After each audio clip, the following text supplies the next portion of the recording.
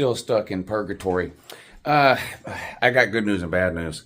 Good news is I do have notes for you. Bad news, I'm not going to lie. They're not very copious. I'm still doing the best I can, making do. So shout out again, of course, to Pigskin Pete and his family for letting us stay here for a few days. What is it? Today's Thursday? These days are running together. We got a notification yesterday from the power company that their estimated restoration time for our power back home, October 9th or October 10th. Now, it seems like they're sending that message out to a lot of people, so I think it still could be sooner than that. But anyway, that's the update on that. But we're fine. We're making the best of it. Happy birthday to Pigskin Pete, by the way. Let's get a happy birthday, Pigskin Pete, in the comment section. Today's his birthday, so happy birthday, Pigskin Pete. I do want to talk about some of these games coming up this weekend. Oh, I do have plans. I've made plans to be able to watch the football games this coming weekend, even if we're leaving here tomorrow. Okay, so today's Thursday, leaving here tomorrow, heading back to Augusta for a few hours to take care of some things in town, and then we're hitting the road again. We're going somewhere else this time. Stay tuned. I'll let you know. But I do have plans, so I will be able to watch the games Friday night. There's some good ones on Friday night and all day Saturday, so I'll be doing something similar to what I did this past Saturday. I'll be somewhere where I can watch all the games, and I'll be uploading reaction videos to the wins, losses, crazy things that happen, whatever, during the day like I did this past Saturday. So again, not ideal. I'd much rather be, of course, at home in the YouTube studio, live streaming and watching all the games there and hanging out with you guys. Hanging out with those live streams is some of the most fun I have on this channel year-round, or anything I do. I love those live streams and watching the games with you guys. And who knows, maybe I'll get back to Augusta tomorrow and get some good news and the power's turned back on, and I'll be able to do that this weekend. But in case that's not the case, and it looks like it's not going to be, in case that's not the case, I do have alternate arrangements to be able to watch the games. But ACC or SEC? Let's do SEC. Missouri at Texas A&M, and Texas A&M is favored. Texas A&M still has, I believe, just the one loss. Is that right? The 10-point loss to Notre Dame. So, I mean, I don't know that they're that much better than I thought they would be, Texas A&M. This is kind of, if you look at the way their schedule lays out, this is kind of how you thought it would go, I think, so far for Texas A&M probably. Missouri being an underdog there, though, on the road. Now, that might be something you didn't see coming in the offseason. And, of course, this is a result of, I don't think this is a result where people are going, wow, Texas A&M's a lot better than we thought they would be, so we're going to favor them over Missouri. I think it's a result of the way Missouri has played in their last couple of games. You go back to the Boston College game at home, didn't look great. They won that game by 8 or 9, 10, 7, somewhere in there. And then, of course, the Vanderbilt game, which was a complete disaster. Ends up going to overtime, and they did win, but just back-to-back games where Missouri didn't look all that impressive. And one of the issues with Missouri, because let's be real, there's a lot of good teams that have played that have wins that maybe aren't all that impressive, right? Georgia over Kentucky, Alabama, South Florida, whatever. Everybody's got one or two that you can point to. But a lot of those other teams also have a big win or two to sort of offset that. And Missouri, through no real fault of their own, I mean, you only can play who's on the schedule, right? They really haven't had an opportunity to play one of these big name kind of ranked opponents to sort of earn the respect of the college football world. And again, that's not their fault. They'll get some chances down the road. They play Alabama, they play Oklahoma, anyway, so they'll play a few down the road. And maybe this is that first true test here on the road at Texas A&M. And they're a 2.5-point underdog.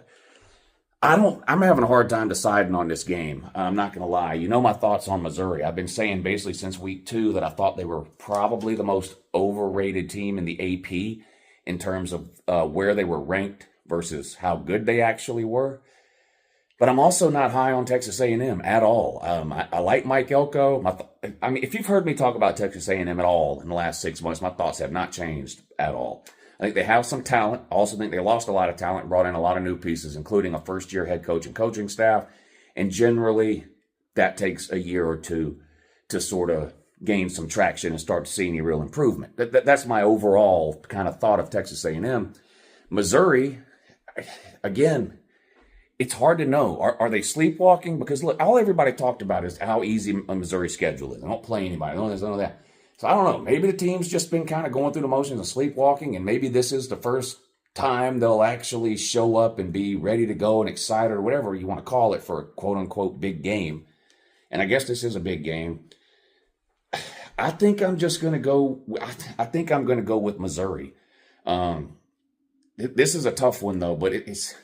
I don't know if I can give up 2.5 points here. They're giving you 2.5 points to take Missouri. I don't know that I'll actually bet on this game, but I try to make a pick one way or the other on every game I talk about. So I'm going to take Missouri to get the win on the road here at Texas A&M, but I'm not very confident in that pick, and I won't be betting on that game. Now, Ole Miss at South Carolina. This is another one here. Now, South Carolina is a 9-point home underdog to Ole Miss. Ole Miss, of course, lost to Kentucky last weekend. Different people have different thoughts about that. I still don't think Kentucky is a very good team.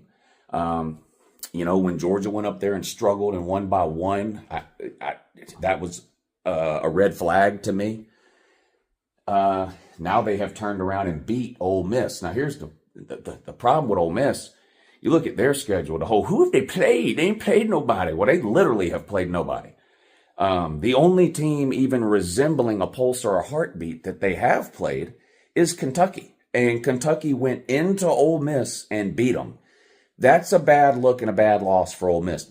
To me, that's the type of loss for Ole Miss that could potentially keep them out of the playoffs. I haven't had an opportunity to talk much about that game because of the, sort of disaster of a situation that I'm in here, having to kind of couch hop, not literally, but just, haven't been home in a week, basically. So I haven't had a chance to talk much about that game. That's a bad loss. Number one, it's at home. Number two, it's against Kentucky. I don't think Kentucky's that great. I just don't. I don't think they're a very good team.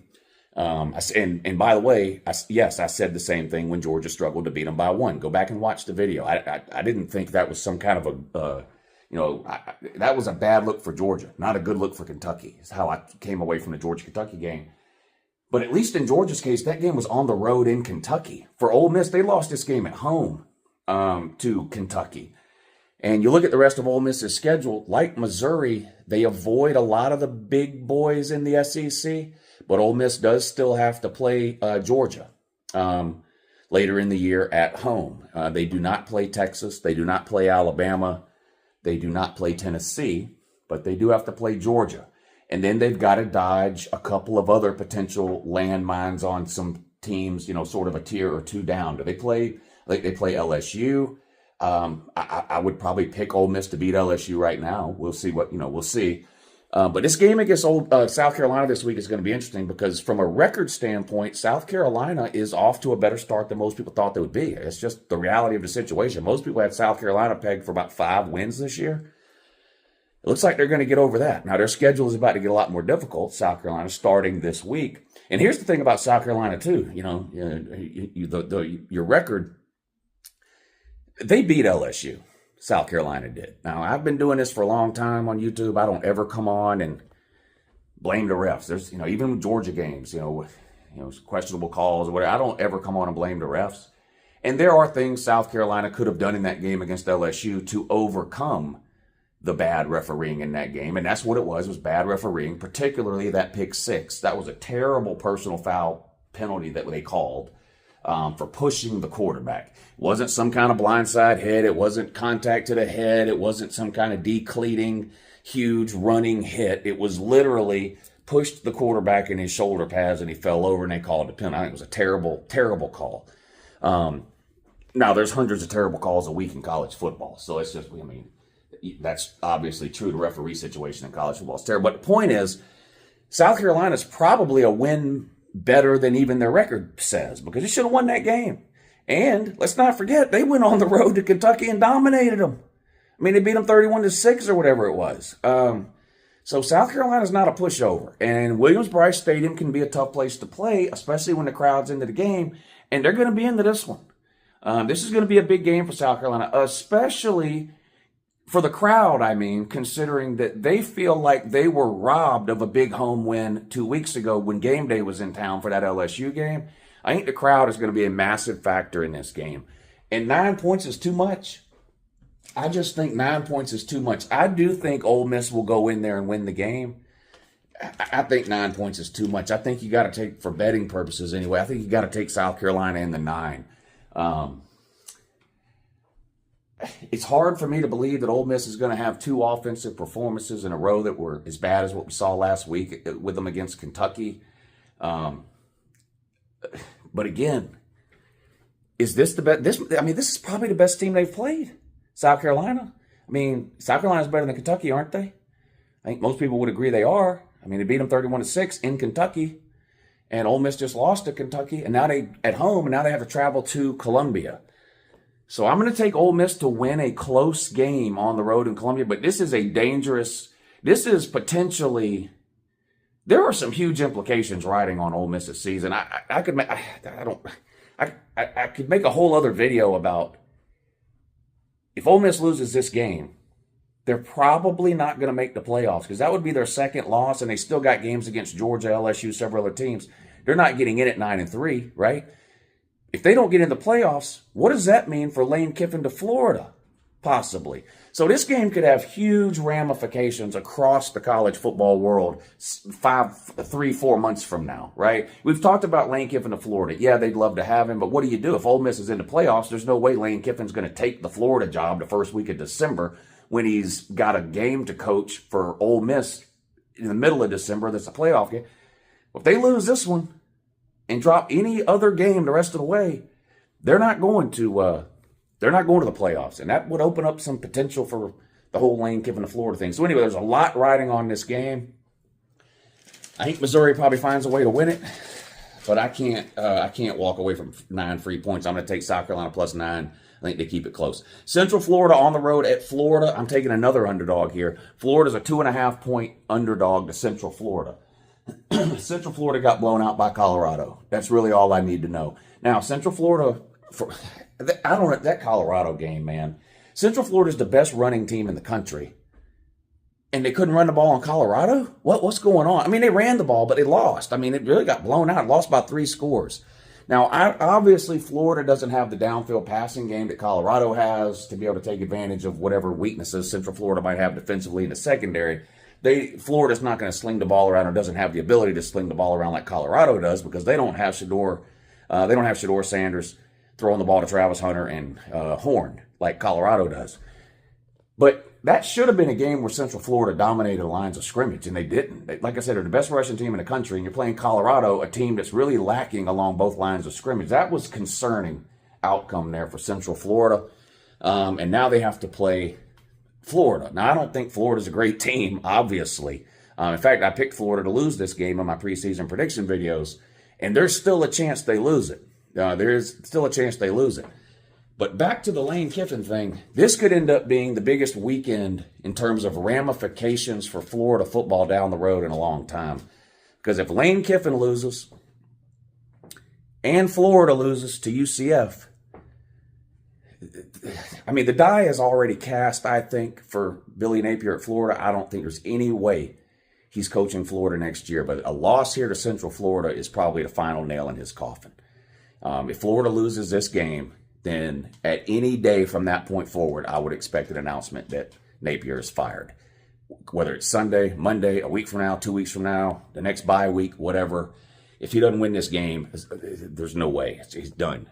So I am taking Florida to win because I'm concerned about what I saw last week from Central Florida. Florida's had a week off.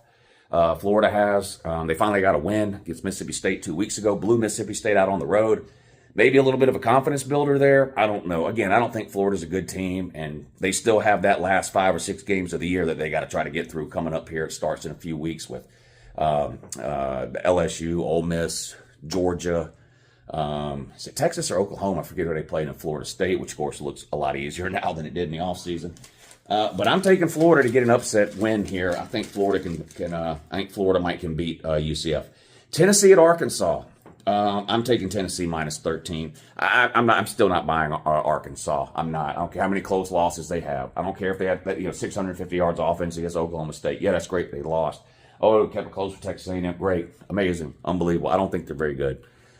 I think Sam Pittman might be his last year there. The Arkansas fans are already ready to promote Bobby Petrino from offensive coordinator to head coach. So Tennessee is a good team. And I believe they can beat Arkansas by 2 touchdowns, which is all they have to do to cover this 13. One of the best running teams in the SEC, Tennessee is. Obviously, we know about their defense, right? Held Oklahoma to 15 points, basically ended Jackson Arnold's career in that game. Tennessee's defense did. I just think Tennessee is way too much offensively in this game, and honestly, defensively. As long as they can keep that quarterback from running around. Trivia time, though. Who has more yards passing, Nico or the Arkansas quarterback that you can't name right now? Who has more yards passing? Yeah, it's the Arkansas quarterback. In fact, guess who? Arch Manning has more yards passing than Nico. So Tennessee fans just need to stop with the dumb shit. Yeah, look, Tennessee's one of the best teams in the country. They got a chance to make the SEC championship game. They got a chance to potentially win the SEC. Definitely got a chance to make the playoffs, right? And see what happens once you get there. Really good team. Probably the best team y'all have had in a while. All right? You're a running team that plays good defense. That's what you are. There's nothing wrong with that. But man, some of y'all already have Nico statues built in your yard and shit. Arch Manning's only played 2 games and has more yards passing than Nico. So calm down with the Nico shit. Y'all can't, even when y'all are good, the Tennessee fans can't help but embarrass themselves. I'll take Tennessee big on the road at Arkansas. I'll lay the 13.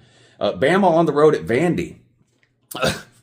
And Vandy's a 23-point home underdog. Vandy's been a fun story this year because they of course beat Virginia Tech in week 1, which was surprising, and then almost beat Missouri.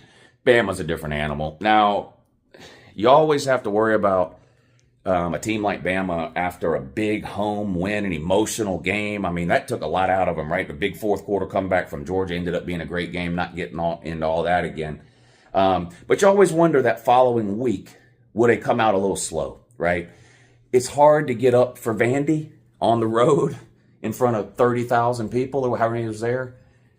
To the same extent you're able to get up for a huge home game against a top 5 team like Georgia. So you see this a lot in college football after a team has a really huge game, win or lose, really, the potential for a slow start the next week. I've already made a video this week about the Georgia-Auburn game, and I said the same thing about Georgia. Georgia lost to Bama, they didn't win, but emotional game, top 5, everything going into that game, and now you got to turn around and play a terrible Auburn team the next week if you're Georgia. So I don't like Georgia in the first half of that game against Auburn. Auburn's getting about 14 points in the first half. So I took Auburn plus 14 for the first half. I think Georgia wins easily in the end. Same thing here with Bama. I think Bama will cover this, 23 points? I think Bama will cover this 23 points. Maybe it's a 10 or a 13-point game, something like that at halftime. But just way too much talent, athleticism, speed, skill, strength, everything for Bama. I think Bama rolls in the end. I'll take Bama late at 23. There you go. That's all the SEC games this week. I'm going to try to make another video highlighting some of the other bigger games of the week. There's some good games in the ACC this week, too. Clemson at Florida State and DJ Uiagalelei. He's not playing for reasons unknown. Broke his finger. Stop sticking your finger up your butt. That's disappointing. We wanted to see the ukulele have to play Clemson again. Well, not going to get to see it. He's out. Duke at Georgia Tech is a sleeper game. That's going to be a good game. Duke's undefeated. Google it. Google it. I'm not lying. Duke's undefeated. They play at Georgia Tech. Miami at Cal. I was watching Pete's ACC show that he does every week, and they're calling this game the Coke versus the Woke. Cal, of course, being the woke, Miami being the Coke, cocaine. Miami at Cal. The Coke versus the woke. Miami's a 10-point favorite. SMU at Louisville. SMU steamrolled Florida State last week. Louisville, of course, undefeated. Louisville, a 7-point home favorite. So I want to do another video, talk about those games, a couple of games from the Big Ten. Michigan State plays Oregon Friday. Big dang. See a lot of weird things on Friday nights, Oregon, man. Be careful. Anyway, try to make another video before. I think the Michigan State Oregon game's tomorrow. Right? Yeah. But I will be somewhere where I'm watching football tomorrow night. Stay tuned to find out where that is. Leaving Charleston tomorrow, Friday morning, heading back to Augusta. Got a few things to take care of there. Like I said, we've been gone for a week. Haven't been home in a week, basically. Still no power. They're telling us it could be as long as October 10th before we get power back. So going to head back to Augusta tomorrow for a couple hours, take care of some things there, and then Uncle Lou's hitting the road again. So this will be my third different destination in the last week. Columbia last weekend. Pete and his family were nice enough to put us up during the week this week. And heading to special undisclosed location number 3 tomorrow afternoon. So stay tuned to find out where that is. But I will be somewhere where I can watch the games and upload videos Friday night and all day Saturday. All right, appreciate you watching. Hope you all are doing okay. And I'll talk to you again soon. Have a good morning.